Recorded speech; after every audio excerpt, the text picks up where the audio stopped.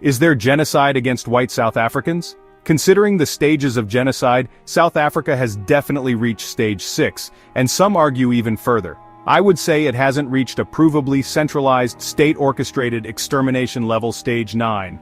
But debating whether stage 9 has been reached risks distracting from the bad things that are already taking place, and gives dishonest actors ammunition to disregard all the concerns of white South Africa.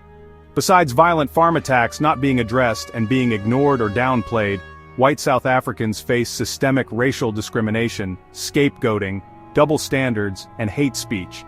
Yet, many black South Africans and white leftists fixate on the term white genocide, using it as a straw man to dismiss these serious issues. By framing the debate around an extreme label, they sideline a critical conversation about real marginalization, basically gaslighting a community's legitimate grievances. The white genocide debate is a rhetorical trap.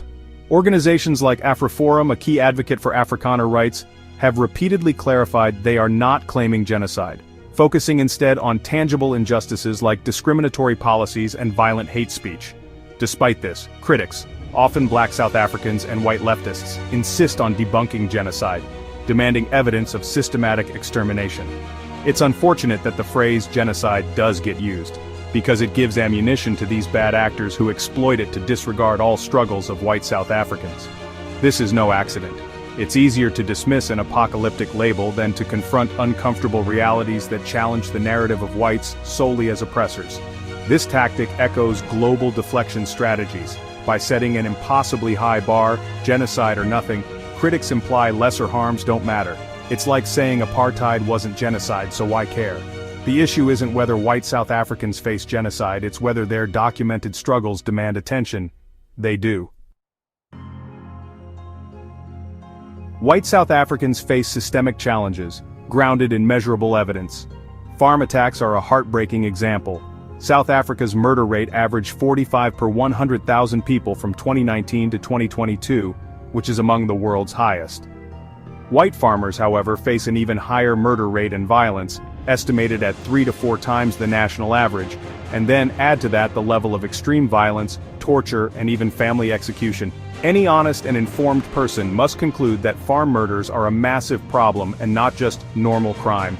Then there are discriminatory policies. Broad-based Black Economic Empowerment, or BBBEE, policies exclude white South Africans from jobs and business opportunities. A 2020 Solidarity Research Institute study found 65% of white respondents were denied employment or promotions due to race-based quotas despite having the qualifications, in a country with a stagnant economy and exploding black population.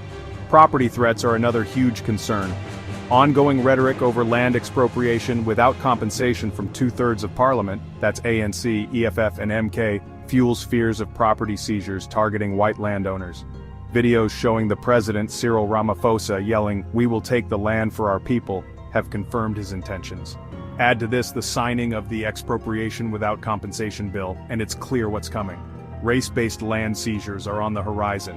Hate speech and political rhetoric are also on the rise. Violent threats and chanting of "kill the Boer" have only increased in recent years. Such rhetoric faces no condemnation in South Africa and has become normalized amongst many black South Africans.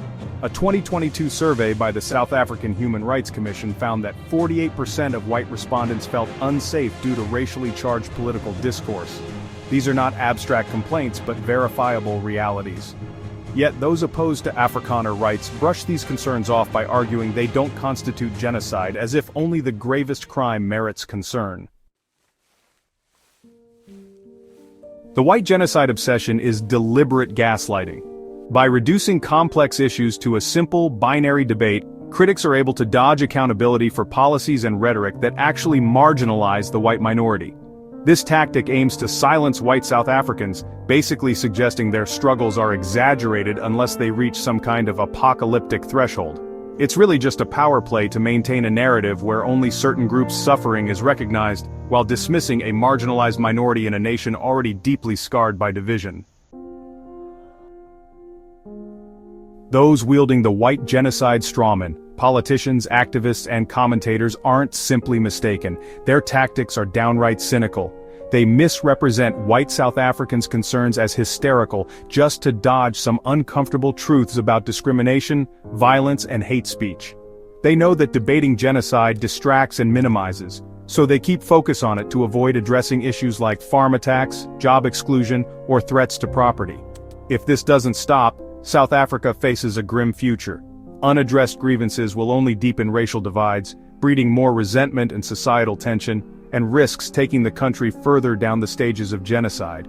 The realities of white marginalization won't just disappear by shouting "no genocide." This kind of deflection dismisses real grievances and worsens racial tensions. The strawman peddlers need to abandon these tactics and engage honestly, or else they'll bear responsibility for a fractured and failing nation, where division and a forever back and forth of racial revenge wins out over reconciliation, peaceful coexistence, and nation building.